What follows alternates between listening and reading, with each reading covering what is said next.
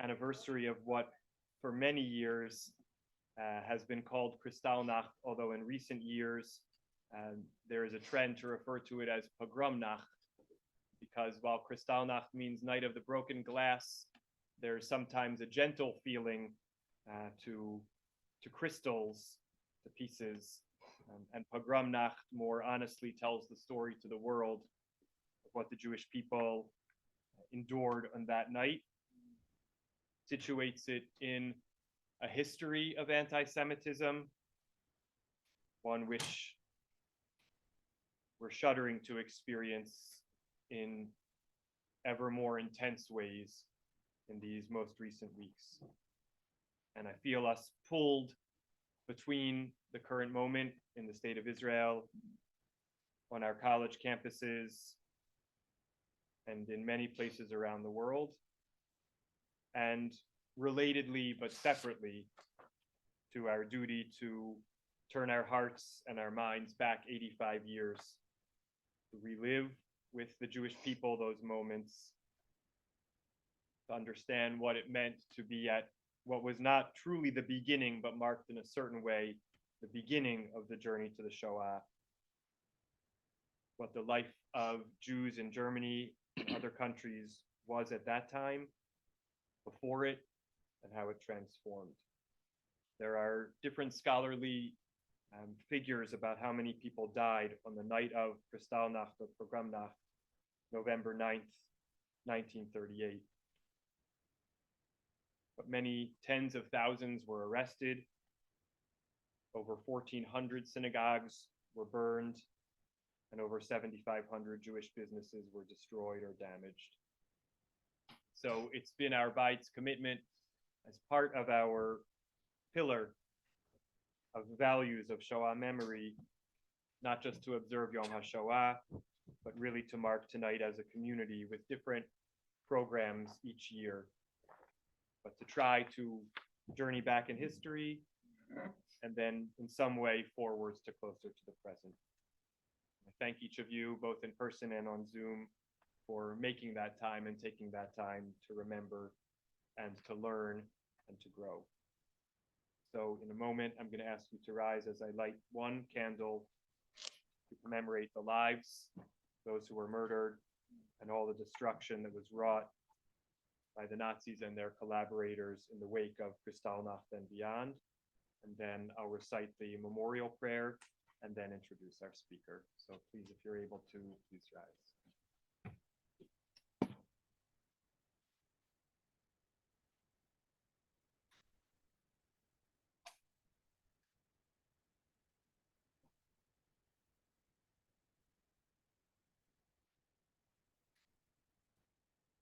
Standing and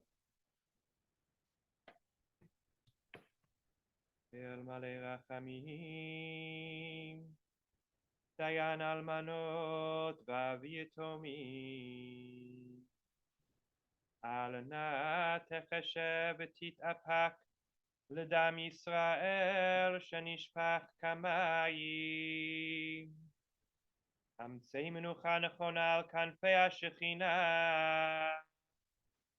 במעלות קדושים וטהורים כזוהר הרקיע, מאירים ומזהירים.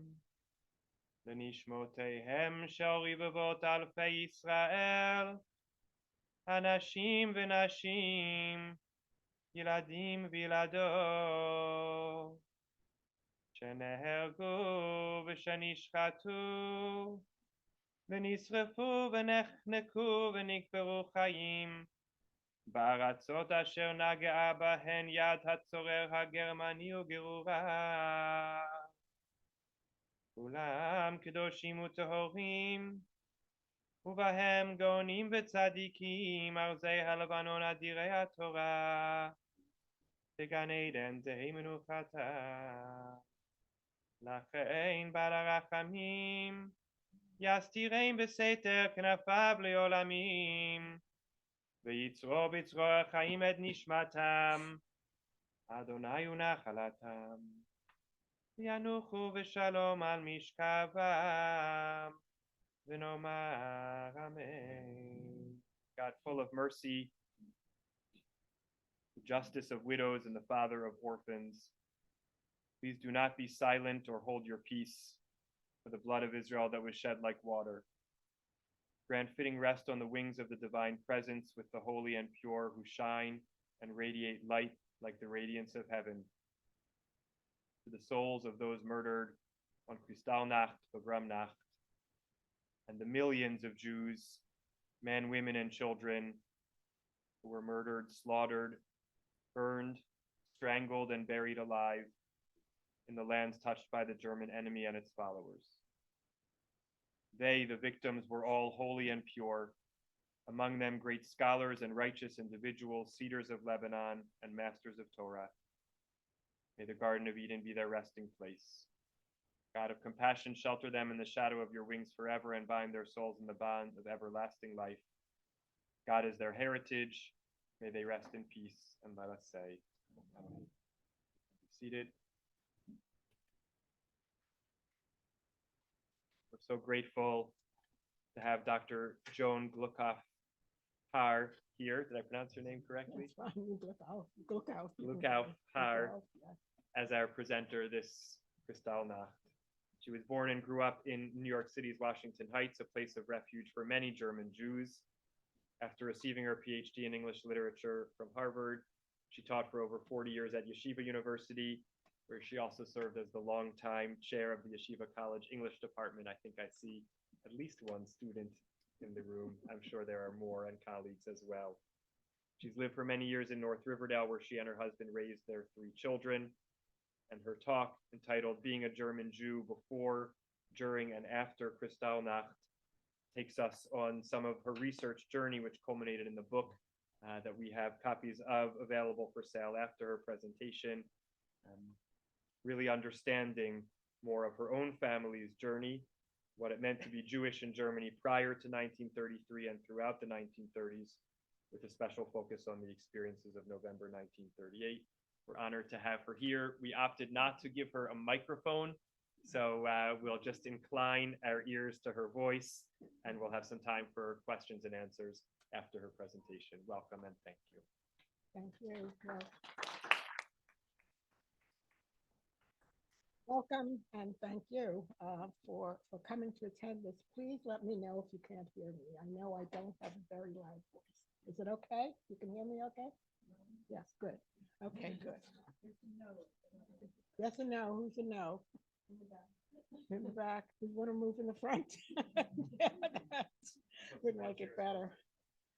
Well, when I was first asked to give this presentation a few months ago, the context was clear. As we had done annually for many years, Jews were remembering a signature event of the Third Reich, when an entire country mobilized against our people in an orgy of destruction and cruelty, with Jewish businesses and homes destroyed, synagogues burned, 30,000 Jews, mostly men, including my mother's father and uncle, sent to concentration camps, although most were released within a few months. And 91 people, that's generally the amount that's the number that's agreed on, 91 people murdered. However, after this past October 7th, Kristallnacht looms differently. Property damage, as devastating as it is not the same as loss of life. And tragically, we have a new horror to mourn even more deeply than we do the events of November 1938. But I am here to speak about Kristallnacht, and I will do that by the events in a village in Hessen, the province of Hessen in Germany, which is the home of my maternal ancestors. It was to discover exactly what happened that I began doing the research for my book, Prisoners of Memory, as a way of preserving the memory of the victims, both those who perished during the terrible 15 years of the Nazi regime and those who survived. Let me start by showing you a bit about my mother's family, who, as was fairly common among, you want me to hold it? Yes, that Among the small town Jews of Hesse, had lived among their Gentile neighbors more or less in peace for hundreds of years. Zwingenberg, as I will, as Jews had lived in Zwingenberg for more than 600 years. They had lived, I'll go quickly through a few slides. I apologize to the few people who may have heard this before or seen the slides before. Okay, slide one is the cover of my book. Zwingenberg is the full name. It's Zwingenberg on der Bergstraße. And my mother's family, as I said, Jews had lived there for 600 years, and my mother's family had been there for at least 350 years. We know that, and they had lived in the same house, which is the second house from the right.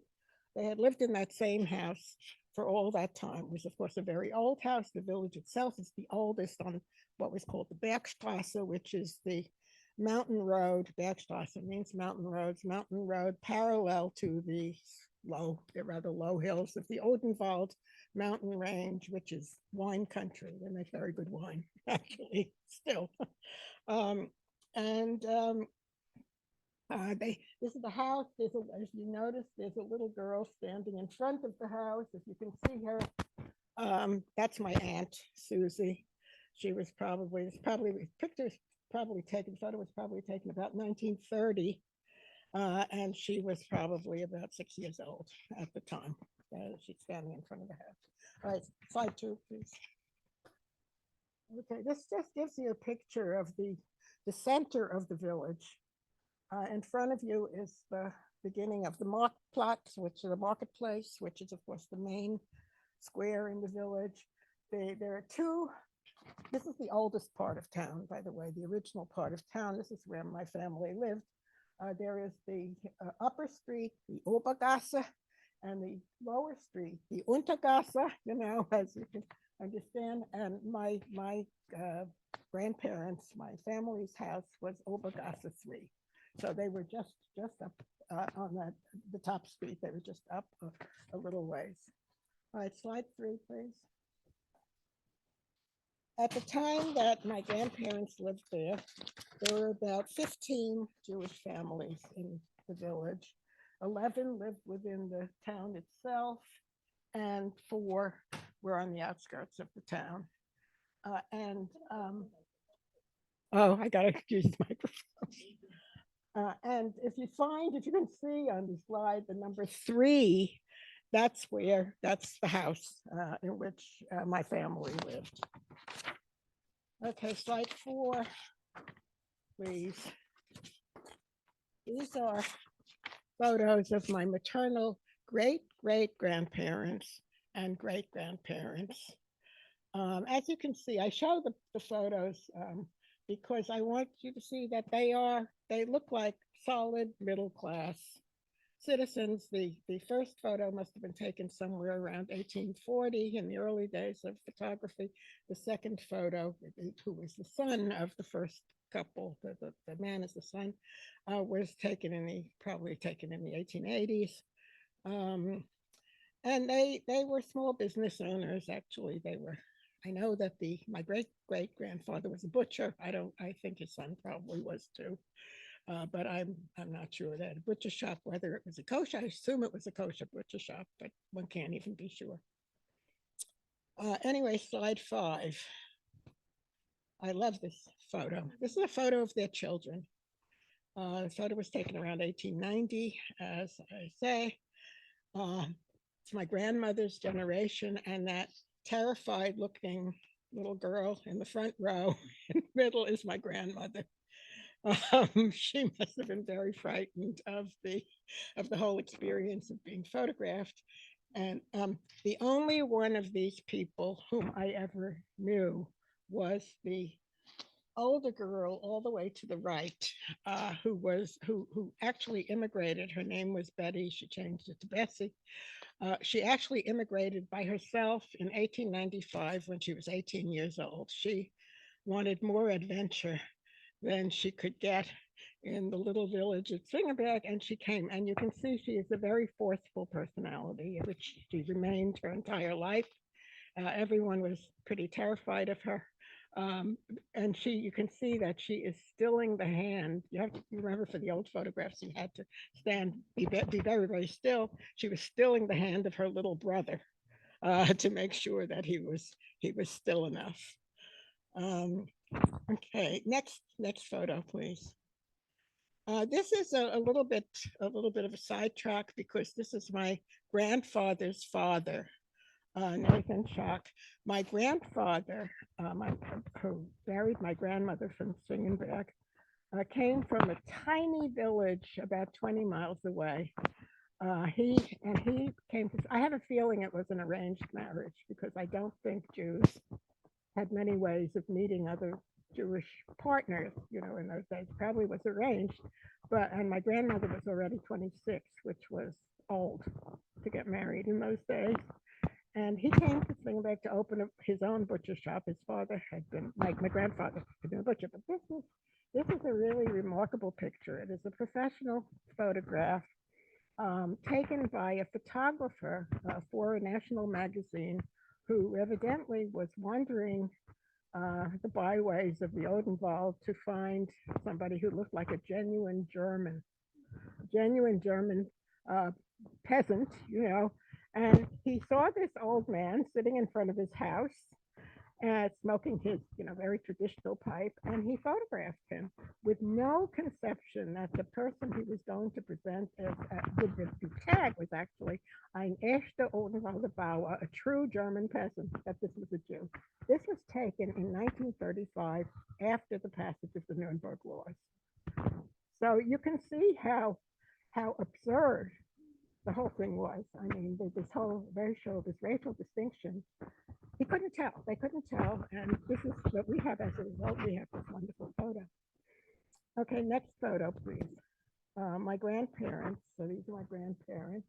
I have a feeling the picture to the left is a wedding photo because my grandmother, they look kind of dressed up, and people didn't take that many photos, of course, in those days. She was wearing a lace neck piece of some kind or another. Their names were Martha and Moritz Schock. And what happened was they got married in 1911. They had their first child in 1912.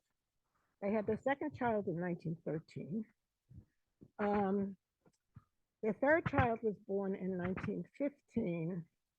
But what happened in 1914? Of course, it was war. My grandfather was drafted while my grandmother was expecting the third child. And he did not return home until the early 1920s. He fought on the Russian front. He was wounded. He was taken prisoner and was in Russia until, I'm not sure the exact date he returned home, but it was 1921 or 1922. He was no longer able to be a butcher because his right arm had been damaged. He had lost fingers in the war, and his right arm was also not really usable anymore. So instead he became an itinerant tobacco salesman along the Bergstrasse, selling to taverns and groceries and so forth. Oh, okay. Yeah, okay. Right. Okay. I have to remember to hold it. But any case, so he came home, and their means, their means of living was gone. The tobacco business didn't pay nearly what it had been to have a butcher shop. But right after he came home, as soon as he came home, another grandchild came, and then 1 year later, there was yet another one born, at which point my grandmother's oldest sister, who lived next door, said, came in and said, das ist alles. You know what that means? That's it. No more children. And she pointed to my grandmother and said, you sleep upstairs. And she pointed to my grandfather and she said, you sleep downstairs. And there were no more children. That was it. Because having one child a year was simply not going to work. Okay, next slide, please. These are their children. They're 5 children. I know they're one is in duplicate because of the nature of my photographs. By the way, let me add, I have hundreds of photographs. I'm incredibly fortunate to have all these photographs because my mother, when she and my father came to this country, they were 2 of 6 passengers on a Belgian freighter coming to this country they sailed from Antwerp. And uh, my mother, pretty much the only luggage she had with her was the entire family collection of photographs, which her mother had given her to take for safekeeping because they were afraid they would not survive. So I have the entire family of photographs. I have several hundred photographs and everything I own. I mean, all my records, I have a lot of records will go to the Leo Beck Society, when I get them organized to go. Um, anyway, this is the children. If you look at the photo to the left, that is the girl standing on the ground is my mother, Irma. She was the oldest in the family. Her brother is next to her. The next one, the third one, is the older girl on the upper picture to the right. Uh, then came the the one in the middle. And we're going to really focus on her because it's her account of Kristallnacht we will hear particularly. And then the youngest was all the way to the right. Miraculously, ultimately, all survived. This was uh, this was kind of a miracle that they did. All 5 of the siblings survived. Okay. Next slide, please.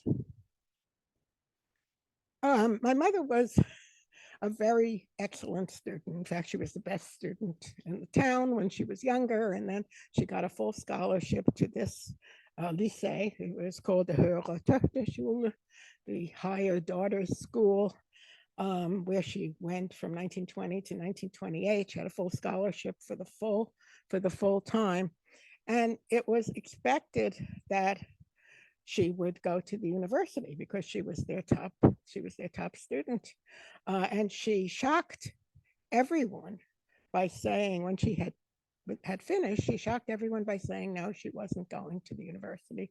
She wanted to start making money. There wasn't much money at home. She wanted to start making money, and she basically wanted to leave the little village where she was living. She wanted to leave Fingerberg. So what she did was take a year of business school so she could get a job. And she was able to get a job through one of her uncles. Actually, the little boy who had his hand stilled was by this time a successful businessman in the city of Saarbrücken in the Saar territory, which at that time was an independent territory. Right, it was probably the largest big city near where they were. Was Saarbrücken, and she moved to Saarbrücken at that time. And this was already in 1929, 1930. So that was before the Nazi period. Okay, next slide, please. This is her brother, who's the little boy who stood next to her on the picture, the baby, Leo. And soccer saved his life, and I have to tell you this story. He was a marvelous soccer player. Actually, he was remembered after the war. He became a big deal. He ultimately emigrated to Mexico, and he became the head of the Mexican Soccer Federation. But he was friends with Willy Brandt all his adult life. They met each other quite often. Anyway, he was a member of the soccer team, and he was the only Jew. Obviously, he was the only Jew on the soccer team. And so he had all these Gentile friends.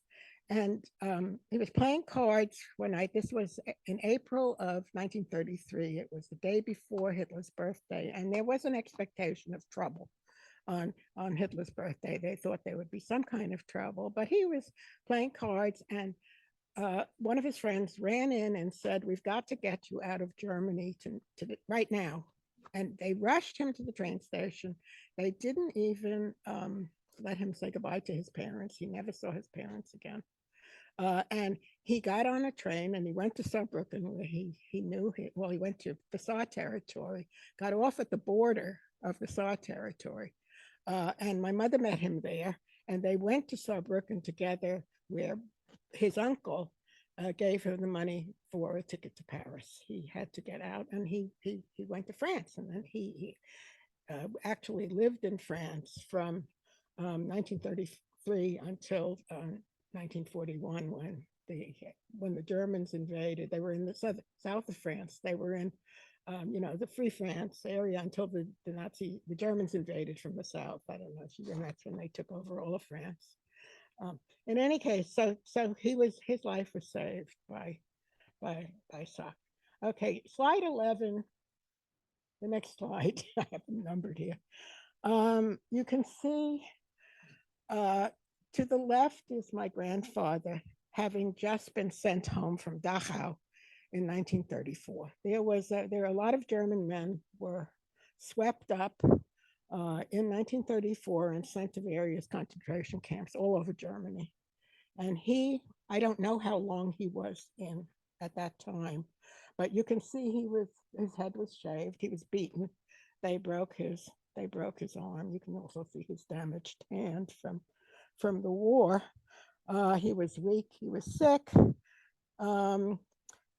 His two older daughters, whom you can see, neither one of whom lived in Germany anymore. My mother living in Saarbrücken, and her youngest sister had followed her brother to Paris, and she was living and working as a nanny, in Paris for a French family in Paris. But they traveled home to see him, and for my mother, that was the last time she saw him. Her mother actually visited her at one point later on, but it was the last time she saw her father. Okay, now I'm finally getting to Kristallnacht. By the time of Kristallnacht, it's 1938. By 1935, actually, all three older children had left Germany, and only the two parents and the two younger daughters were still home. Now, for what happened on Kristallnacht, I have two sources. Next slide, please. The first one is this pamphlet by a scholar, a German scholar of what happened in a local scholar. Fritz Kiltau, who wrote this pamphlet. I have to tell you a little bit about Fritz Kiltau. He has won the Obermeyer Award, which I don't know if any of you know of, but it's a big award for people who commemorate German Jewry in various ways, whether they do so by writing books about them or thinking of projects which will make the story of the Holocaust more vivid within Germany. In any case, there's a monetary award given for this, and he is one of the winners of. But they don't have to be Jewish. In fact, they often are not Jewish, and he was not Jewish. But he was at the time in the 1990s. He was a resident of Zwingenberg, and he was curious about what had happened. And so he began his investigations. He retired as an engineer, although he was young to retire. He became a friend, which is how I know a lot of this. But he retired, and he set himself to write a book which came out, which was published in Germany, and it was in German, Mitten unter uns, in the midst of us. What happened? This was really the question. What happened in this town? Because if people didn't want to think about it, as I'm sure you're aware, what had happened during the Nazi period. And he wrote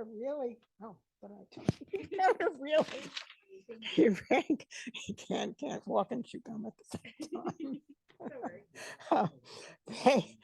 He wrote a really good book, and the interesting thing is he wanted to contact people who were still alive, who had come from Zwingenberg, and he wrote a letter to my mother. He had somehow gotten hold of her address in New York, and my mother was pretty old at that time. My mother was already in her 80s, and wrote this letter asking if she would be willing to give him information. She would be willing to help him. I'm writing about our family, which had lived for such a long time in the village. And my mother said to me, I gave her the letter and she said to me, throw it in the garbage, throw it in the trash. She wanted nothing to do with it. But I was interested. So I wrote back to him and we began a correspondence. And it ended up with I helped him with his book. And then he helped me later on. He got information from me for my book. And I visited him. I mean, we have met several times. It's very nice. He's a very nice man. Anyhow, he's one source. Chris is one source, and then the another source, the more personal source, is my Aunt Susie, who was the fourth of the five children, who at the age of 71 was persuaded by her children to give testimony. She and her husband both were persuaded to give testimony to the Shoah Foundation, you know, the Steven Spielberg Foundation, which is now at the University of Southern California. And she gave her testimony, and a lot of it comes from what I'm going to read to you, and I'm going to read now a fair amount, comes from her testimony. So it will be a mixture of information from Fritz Kilkow, and from my Aunt Susie. And now I'm going to start reading from my book. There was a request that you do use the mic for in the Oh, room. that I use the mic. Okay, I don't have a, yeah. I can hold, does this work? Yes. Yes, good. That's what all right, let's see if I can manage this. Okay. And now I'll go back. I'll just do a very brief summary of what happened between 1933 and 1938. At least as fateful as direct persecution as we now know, during the mid and late 1930s, the Jews of Germany were slowly being starved. Forbidden both to work and to patronize non-Jewish merchants, and what Jewish merchants there were could no longer do business with their non-Jewish suppliers, most found it increasingly difficult to buy enough food and to satisfy their hunger.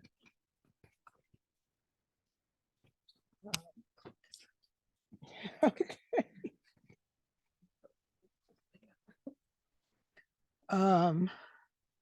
In my grandparents' case, my grandmother's small tobacco shop, by then the family's main support, had gone bankrupt in 1934, as people just did not dare buy anything more, nor were they able to hire any household help.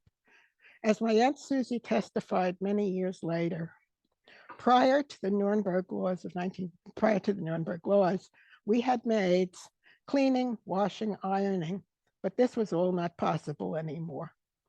We no longer could keep any kind of non-Jewish help in the house, and of course, no Jewish help was available.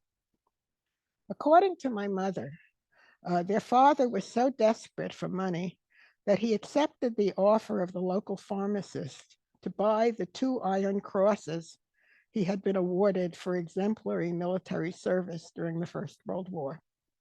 Shamelessly, the pharmacist subsequently displayed them conspicuously in his store and claimed the honors as his own. The 2 girls suffered daily humiliations. Barred in 1934 from attending their old school, they were sent instead to a Jewish school in nearby Darmstadt. Singenberg is really midway between Heidelberg and Darmstadt, if you have any familiarity with German geography. As Susie testified, what are we going to do? It fell off. Okay, here we go. I was always glad I taught English and I didn't have to bother with technical stuff. The 2 girls suffered daily humiliations. Barred in 1934 from attending their old school, they were sent instead to a Jewish school in Darmstadt. As Susie testified, we boarded the train every day, and the fear we had going on that train was just horrendous. Remember, the girls were, in 1934, 1935, the girls were 11 and 10. They were younger. Because we faced beatings every day. We faced being thrown from the moving train every day by children also going to Darmstadt who weren't Jewish. Once we arrived in Darmstadt, we literally ran a gauntlet from the train station to the school. We were constantly menaced and beaten up. There were many times but we wondered if we would get back home, what we would find when we got back home, because it was very tenuous. The events of what became known as Kristallnacht also had a serious impact. Of course, the Kristallnacht loosely refers to the days immediately preceding and following November 9th, 1938.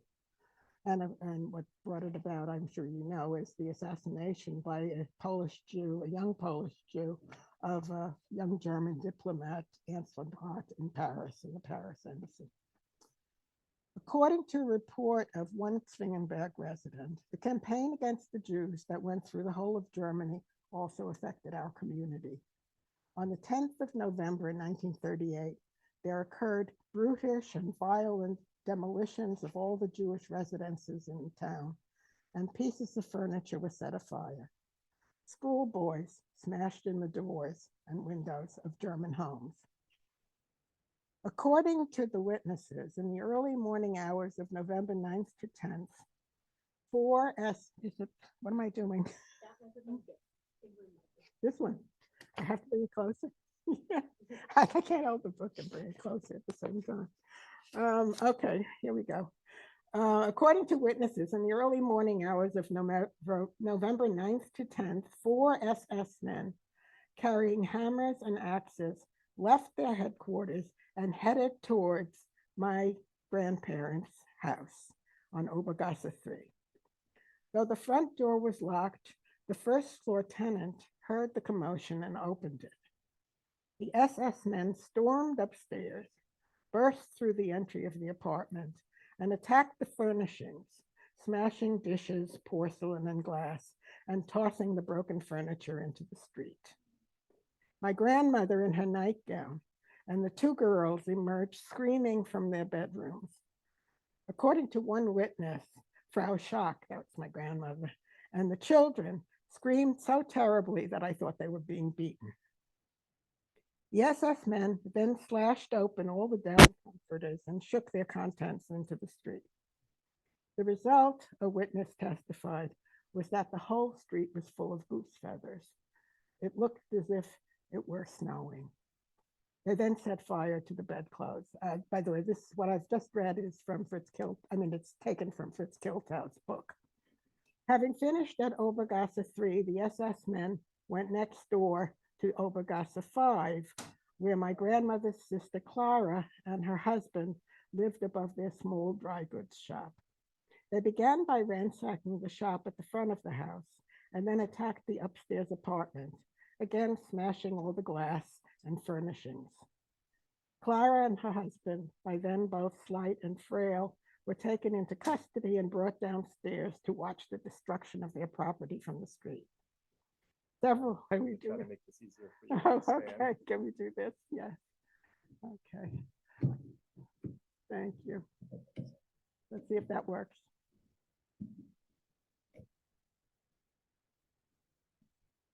How's that? Does that work? Someone in the back? Does that work? Yeah. Okay, good. Several other residents stood by observing, and according to the testimony of a witness, some did more than just look, grabbing what merchandise they could and running off with it. Okay, next slide, please. A photo taken the following day shows about 20 people standing around the Marktplatz in small groups, adults as well as children. You can see the burnt out houses in the back. Most gaze towards the wolf's ransacked house. A few men sit on the edge of the fountain chatting. The scene looks eerily calm, more like a casual social occasion than the aftermath of violence and terror. The 4 SS men then moved on to a third Jewish house on the Marktplatz, similarly destroying the furnishings, and in a dramatic finale, tossing the bathtub into the street through the window. The bathtub in the street was an event so memorable that it was still recalled by several surviving citizens half a century later. Afterwards, the SS continued their work in the neighboring village of Alsbach. Later that night, an unidentified Zwingenberg Jew was forced to scrub the Marktplatz with a toothbrush. Now, in her Shoah Foundation testimony, my aunt described her own memories of the events of November 9th and 10th. In the early hours of the morning of November 10th at 5 a.m., the family heard the sound of breaking glass and rushed to the kitchen. Like their bedrooms, it was on the second floor of the house, which was built into the hillside leading up to the church. She described the break-in. Now, this is her testimony. We heard breaking glass, and I ran to the kitchen where there was a window leading out to the foyer, and I saw a black arm. She was 14 at the time. I saw a black arm coming through with an axe to smash this window in. Now, as a child, I dreamt that this would happen. When I was a little girl, I dreamt that a black arm would come and smash this window in, and it really happened. My father was taken away, and I went to the mayor, to the Bürgermeisterei, to the mayor across the street, to the city hall, and I said, "Why would you do this to me? My father was a veteran of the war and he was injured, and why would you do this to me?" So he picked up his newspaper and said, "Look what they did to this young man," referring to Vom Rath, who was assassinated in Paris. "That's why they're doing this to you, because this beautiful young man was killed by your kind." I said, "We have nothing to do with it." I was only 14 and a half, going on 15, and he only had excuses for what was done to us. He had absolutely no compassion. I went back home. My mother was trying to pick up the pieces of glass. They had smashed our office looking for letters from my brother. They couldn't find any, of course, because we disposed of them as soon as we got them. Okay, now it's not quoting her testimony anymore. Notwithstanding the morning's events, Margot, she was called then, we called her Margot, insisted on going to school that day, although Susie stayed home to help their mother clean up the mess. When Margot got to Darmstadt, again, this is Susie, when Margot got to Darmstadt, she saw everything was burning. The school was burning, the synagogue was burning, everything was on fire. But she made it home again by train. I don't know anymore how she made it. I am wondering to this day, how did she come out of town? The next day, November 10th, was their mother's birthday. It was then that they learned that their father was in the next town about to be sent to the concentration camp Buchenwald. Their mother ran all the way there and saw him on a truck about to be taken away. Later in her testimony, Susie said that notwithstanding the 60 years that had gone by, she often still thought of the events of Kristallnacht. Okay. According to Kiltau, however, the Kristallnacht deportation did not occur until 2 days afterward, on November 12th. Nor was my grandfather the only deportee. In the aftermath of Kristallnacht, many Jews throughout Germany were sent to prison or concentration camps. In addition, my grandfather was relatively fortunate to be released on December 2nd, less than 3 weeks later, a beneficiary of a regulation that Jewish World War veterans with military distinction were to be freed as soon as they showed evidence of that distinction. His brother-in-law was not as lucky. Arrested on November 15th, he was sent to Dachau and held until December 21st. A postcard to the family in New York from his wife, dated November 30th, cautiously alludes to the two men's absence.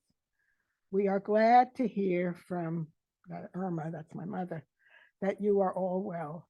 I can say the same of us, likewise of both brothers-in-law, whom we expect back from their trip in the next few days." Of course, remember, all mail was heavily censored, so they had to speak very obliquely about whatever they spoke. Okay, now I am just going to pick it up here. In 1947, the Darmstadt District Court sentenced 3 of the 4 SS men implicated in the Zwingenberg Kristallnacht destruction to prison. The 4th had died in the war. All were later pardoned. While Kristallnacht saw the destruction and burning of synagogues all over Germany, the next slide, please. Yeah, that's the synagogue. All over Germany. The synagogue in Zwingenberg, although damaged and desecrated, remained relatively intact, its ritual objects having previously been sent to Frankfurt for safekeeping. A bizarre set of circumstances contributed to its survival.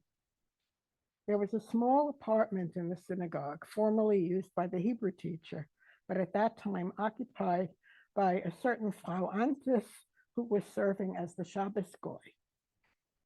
On the previous day, November 8th, her severely depressed son had shot himself to death, and his body was laid out in the apartment. On the night of November 9th, as news of the destruction elsewhere became known, her neighbors confronted the authorities, demanding that the building not be attacked. Although some vehement words passed on both sides, the townspeople were eventually given assurances that the synagogue would remain untouched. Soon afterwards, however, as recollected by a witness who was 6 years old at the time, trouble began. And this is the quote from him. Nighttime noise was not unusual at that time in Zwingenberg. That night, however, there was heard not only the clanging of machines, but also the confused voices of many agitated people. It seemed very threatening to me, and I became anxious. A mob of local SA men, they were the brown shirts, they were the real brutes, converged on the synagogue, tearing the Star of David from its post in front of the building and smashing the windows over the main entrance. According to witnesses, one young man was explicitly ordered by his superiors to destroy the two main windows, one with the Ten Commandments, the other with an engraving in golden Hebrew letters of the exhortation, "Know before whom you are standing." The following morning, the authorities officially declared my grandfather the last Jew in Zwingenberg and forced him to sell the synagogue to a private citizen for 6,000 Reichsmark, which is about $2,400 at the time, which is about half or a third of the price of the building's value.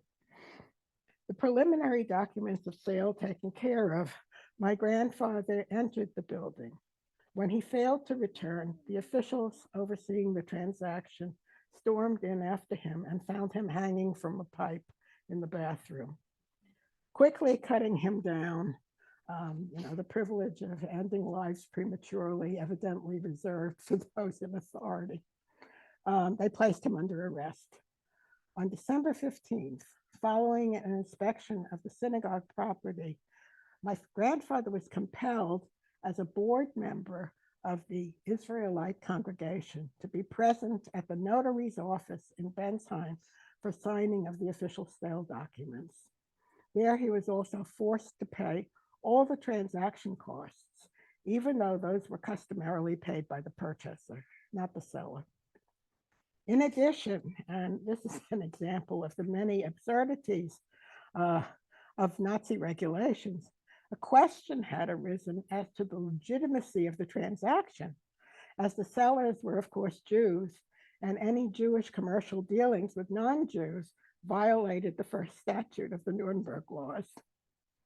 The issue was resolved by the authorities asserting that because the synagogue had already been stripped of its interior furnishings and only the walls remained, which was not true, of course, it was revealed in post-war testimony, there was more than that remained, the transaction could go forward as planned. However, when the money was finally paid 6 months later, on June 10th, 1939, it was given not to the hands of my grandfather, as had been stated in the contract, but placed into an escrow account, which can be withdrawn only with the approval of the national government. The synagogue, by the way, is still a private house. There has been, for the last 25 years, there's been an organization in the town trying to buy the synagogue back and to make it into a museum of Jewish life in the area, with no luck. It's a very active organization. It was founded actually by Fritz Kiltow, and they conduct many programs related to Jewish life in the area before, before the Holocaust. But again, except for a couple of oblique references to their husband's otherwise unexplained absences, these events were not mentioned in either my grandmother's or her sister's correspondence. However, the obviously deteriorating situation in Germany created new urgency in the rest of the family. That's Susie and Margot, the two youngest girls. As minor children, they were still eligible to immigrate, that they get out of Germany in some way. And so I'm going to talk a little bit about that. After Kristallnacht, yet in the aftermath of Kristallnacht, what was to be done about the two girls became even more critical. Entry to the United States seemed unlikely to be granted at any time. My grandparents' desperation is revealed only after the fact, when in an unusually long letter from early February 1939, they described the girls' departure from Germany and safe arrival in France. Heeding the pleas of their relatives in France, they had my mother's sister Clara had married a man. Jacob, her husband, had relatives in the province of Lorraine, in a little town called Saint-Avold in the province of Lorraine, and they were asking for the girls. Heeding the pleas of their relatives in France, the two girls left Germany on children's passports on February 1st, 1939, just one day before Susie's 15th birthday, when she would have become ineligible for immigration. The evident relief expressed in the letter is clearly tempered by their parents' grief at what they feared might be a permanent separation. My grandmother, their mother, wrote first. This afternoon, your letter to Susie arrived, and all of us were very happy, as always, to see that you all are well. I can report the same from us. Small troubles are to be expected, and one can only be glad when it's nothing worse. I am very happy that everything worked out so nicely for the two children, even though it was very hard for me to send them away so young. Nevertheless, one has to thank God. Margot wrote that they have already written to you, and she's going to write you a big Megillah because she likes writing, compared to Susie, who writes as little as she can get away with. Moritz, that is my grandfather, accompanied the children to Saarbrücken. Everything had to go fast. Saturday, we received a letter from one of their relatives telling us that children under the age of 15 will be permitted to enter France. We immediately requested the emigration. Monday, we again wrote a letter to Saint-Avold. On Tuesday, Moritz went to the consulate, and Wednesday morning at 6:30, they were gone. Now they have already written us twice, seemingly very happy. They will stay in Saint-Avold only for a couple of weeks, then continue to their brother in Marseille. We are waiting for news from him.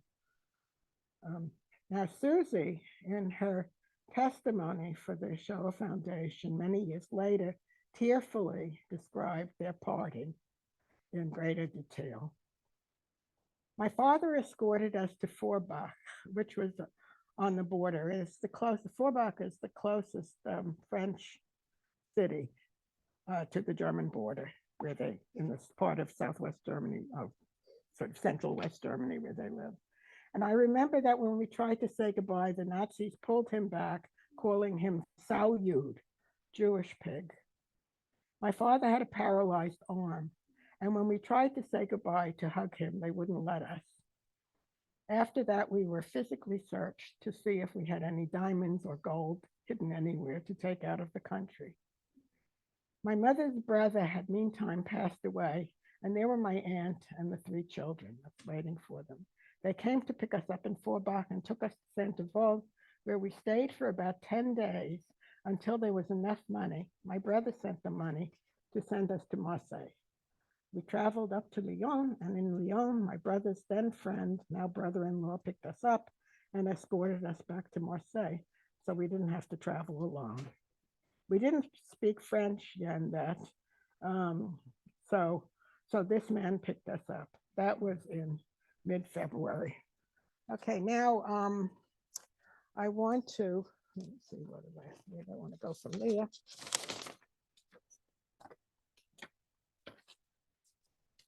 Okay, the next slide, please. Yeah. Oh, no, skip the 4 slides and we'll go back to those. Yeah, and I'll tell you when to stop. Okay, that's that. No, that one. Yeah.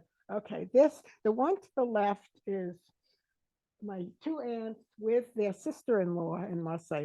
My uncle had gotten married in the meantime to a German Jewish woman who was living in Marseille. She was the sister of a close friend of his. And anyway, she's in the middle. She's older. She's not much older than they are, but remember, they are only probably they're about 16 and 15, something like that. Susie is to the right. She's the older one. And Margot is to the left. They are walking in Marseille. And this is, again, to the right is a photo. We have very few photos from that time. It's a photo of Susie in Marseille. That just a bit of a close-up. What happened was really a terrible situation. My mother's brother, my uncle, had been drafted as a prestataire. These were auxiliary soldiers in France. They were Jews by and large, who were drafted to do the labor, the hard labor for the army. I mean, my uncle actually worked on the Maginot Line, if you know, and they were treated okay, except they had to do the hard labor. He came home. He was sent home. He had done his whatever his term that he had to fulfill. And this was in 1940, 1941, before, at the point at which the Germans were about to invade the South France. Remember, Marseille was Free France.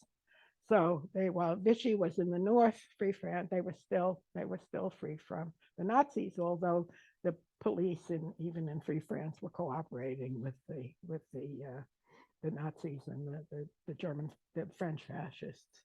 But it became more and more dangerous to live there. And my uncle, Margot, the youngest one, was sent via Haahr and another agency, another immigration agency, HICAM, which was a combination of several immigration agencies. She got permission to come to the US, to come to New York. She went through Lisbon. They sent her. She was 14, 15 at the time, and she was sent to Lisbon, and from there took a ship. Actually, it was a Spanish ship, which brought her to New York. If somewhat indirectly, they sailed through all the Caribbean islands, and in fact, being a 15-year-old, and both girls at this point had not had any real parenting for a number of years, so they were pretty wild.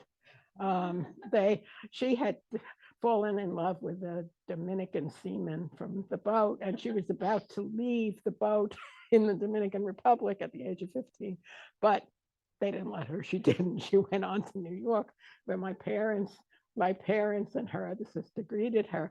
She was absolutely covered with lice. That everything. I mean, it was. And she came. But Susie, they did not take Susie with them. Susie was left. And the first thing Susie did after she was left alone, after the Germans came in, was try to commit suicide. She was 18 years old. She tried to commit suicide. She was found, and she was taken to a convent where she was able to stay with the nuns or to a Catholic hospital, I think it was. She was able to stay for a few weeks. They let her out. She heard she was going to be arrested. She once again tried to commit suicide. This time she was taken and she was sent to Gurs, which I don't know if any of you know, GURS, that is the infamous French detention camp from which most of the people were sent to, as I said, to the east. Most of the people were sent to Auschwitz and other camps in the east. And she was there for a while, making friends with a girl who was from Greece and spoke Ladino. You know, it's right near the Spanish border, and most of their guards were Spanish guards, and they were sent to. Our time is going to be up soon, I think. They were sent to. Um, well, no, she escaped from. The two of them escaped from. They made friends with one of the Spanish guards. They escaped from. They escaped from the camp. Uh, they took a train when the guards stopped, the German guards stopped the train to get identifications from the different passengers. They got off the train with their identities. They were to bring water to the various passengers, so perhaps they could escape the questioning. Unfortunately, they did not. They were stopped. What happened to the other girl, I don't know. But my aunt, Susie, had blonde hair and very blue eyes. And she pretended, she didn't tell them, they asked if she was a Jew. She said, no, she was a Belgian from Liège, because she had heard in the camp that the town hall, the city hall in Liège had been bombed and all the records had been destroyed. So there was no way of discovering it. She identified herself as a Belgian from Liège, and she pretended she didn't know German. And she heard one of the guards say to the other, with those blue eyes, she can't be a Jew. And instead of sending her to Auschwitz, they sent her to do slave labor in North Germany, where she spent the next few years until the end of the war. She was a slave laborer in Bremenhagen. Nobody knew whether she was alive or dead, of the family. She was there until 1945, when she managed to get back to. Afterwards, when they were released, she was sent to a DP camp for a while, and then she was able to get back to Marseille, where she met the man who became her husband, whom she had known before. He had been a friend of her brother's, and they eventually came to New York, and that was their story. But it's she was the one who probably had the most direct effect of everything that happened. Nobody else survived of all the people who were left behind. No one survived. My grandparents were forced to sell their house in Zwingenberg at virtually no price, which they never collected on, by the way, and they were moved, like all the Jews at the Bergstrasse, they were moved to the Frankfurt ghetto. And my grandmother became ill. She stopped eating deliberately and essentially committed suicide. My grandfather was sent to Auschwitz, first to Theresienstadt and then to Auschwitz at one of the deportations. I have all the records I have. My aunt and uncle, the ones who lived upstairs, her youngest sister Clara, they were on a transport to Estonia, where they were shot immediately upon arrival. They were in a large group, was shot immediately upon arrival. And no one, as I say, no one survived beyond that. And that was the last we heard. 1941 was the last we heard from anyone in my mother's family. I have the whole story of my father's family. It's a very different kind of story. They were much more urban, but also it ended in almost entirely in tragedy for everyone. But so I was very interested in telling this. I knew I had always been obsessed by the background. I lived in a house which was in a home which was not atypical for the children of survivors, which meant that what had happened was very much present in our home. Some people talked, some people did not talk.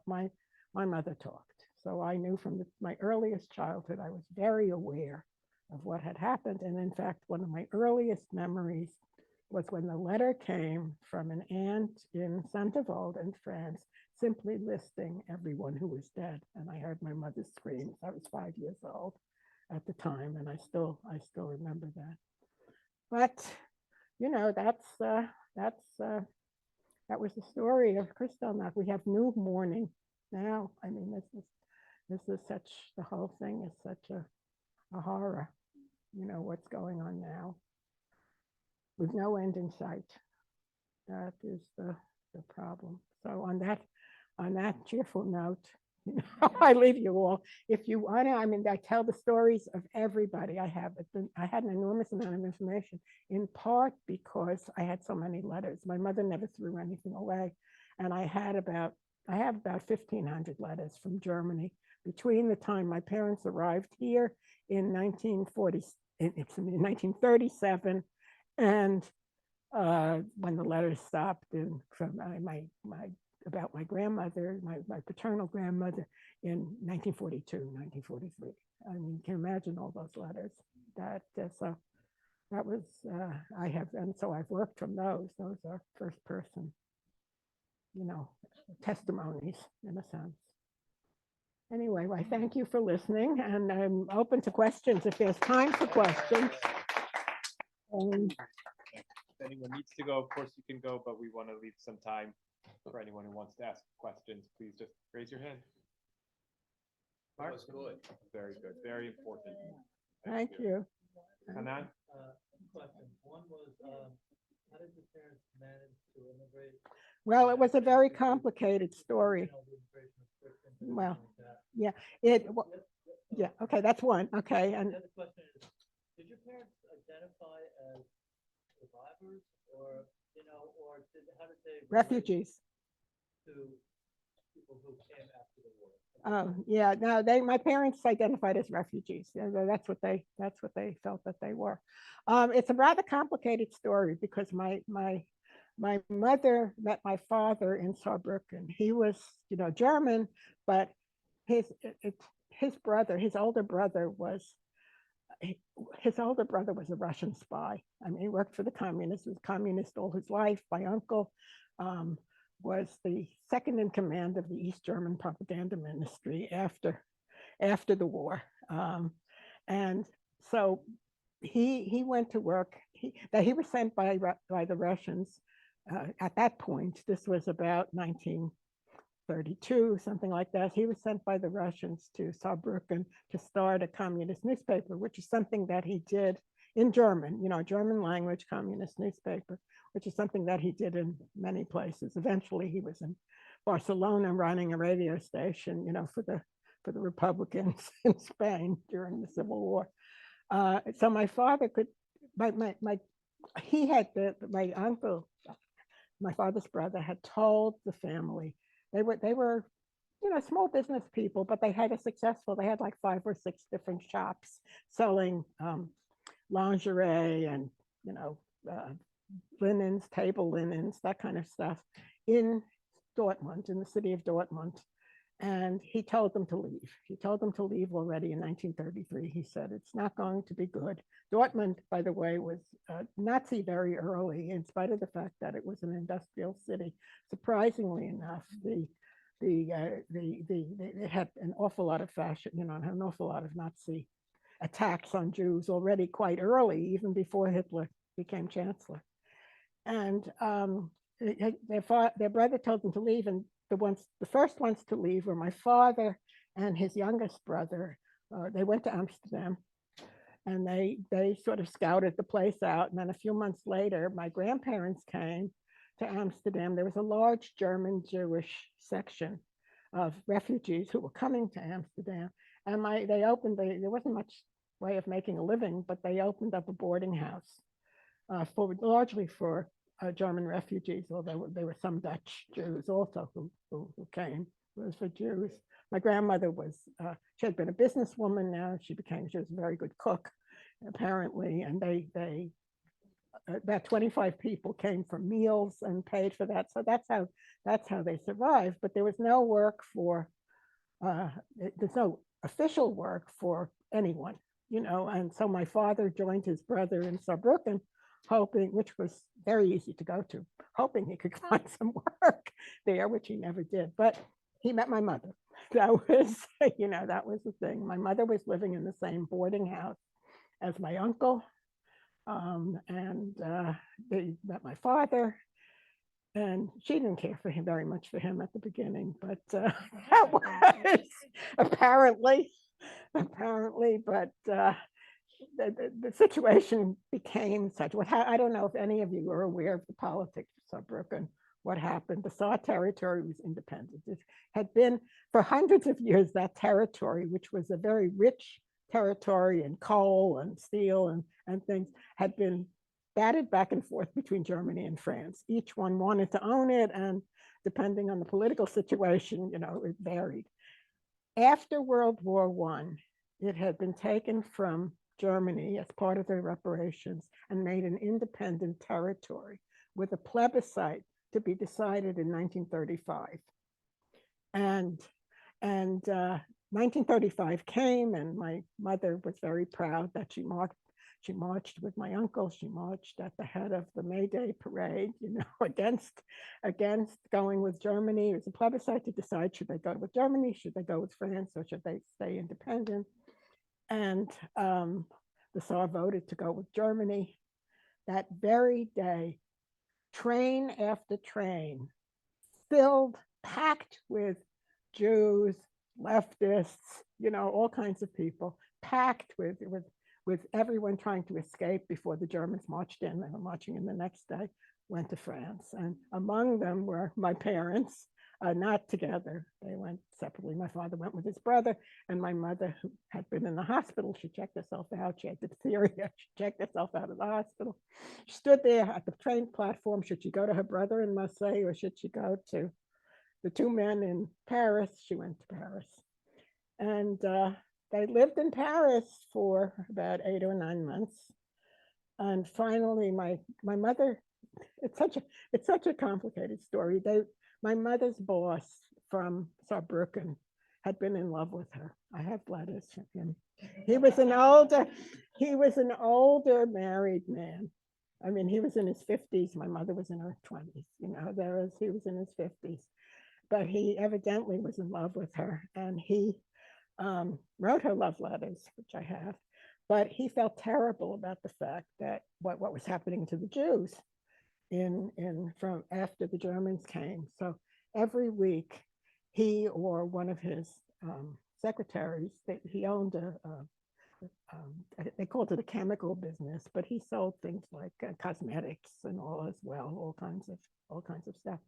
He sent money. He sent money. He put money in an envelope, and he sent it. He went over to Forbach, and he just had money mailed from France to her. They got money every single week from him, and so he kept them alive. So my mother had this source of income in her name, but my father had none. So the French threw him out, basically. So they decided they got engaged in Paris. Basically, it was one of those situations. We're here. We have nowhere to go. We're together. Why don't we stay together? That was the situation. And they went to Amsterdam, where his family was. And after about 1.5 years in Amsterdam, they were able to get papers to get to the U.S., and they sailed to the U.S. from Antwerp. At the time. So that was very complicated. It was not, they had not been back in Germany. And it was, of course, before the occupation, 1937. So that's my long answer to your question. Yeah, they both were German. Well, of course, were stateless at that point. Their citizenship had been taken away. I think there's one question here that was Oh, okay. Great, one question Yeah, from okay. on Zoom to close with, please. Yeah. Are there any Jews that have returned to this town? I don't think so. It's a very, now as with a lot of Germany, it's a very Jew-friendly town. But I can't imagine. that there would be any Jews. It's not, you know, it doesn't have the kinds of things that they would, there are Jews nearby. I know I've been to Jewish synagogues and I've been to synagogue in nearby towns, but I don't think, and you know, they're not far from Darmstadt, where I'm sure there are Jews, but no, there are no Jews in that, as far as I know, I mean, the last time I was there, well, I was in Germany the last time 4 years ago, but I've been there many times. I've been to the town many times. You know, it's really different from New York. On that note, As you can imagine. On that note, let me thank you, Dr. Joan Haahr, for really sharing your Okay. breadth of research and insight Thank with you. us. Thank There are you. books for sale right over here on Yeah. the side. You can grab one and come over, or Joan will. Yeah, walk they're over to the $20 a table. piece. $20 a There, piece. that's $5 below the I list. want to thank Canavaro, our programming assistant, Yes, for thank running all you. the tech and Thank you. adjusting Thank on the you. fly. Yeah, And as always, a thanks to Yael Menoroshinsky, who set everything up. right, definitely. Yeah. Thank you, everybody, for being here. Thank you, and thank you for coming. It's For you from the mic. it's a story, you know. I always wanted to write the book. I'm a scholar of medieval literature, but I always wanted to write this book. Yeah, it's a story. That's only part of it. I mean, that's not even the whole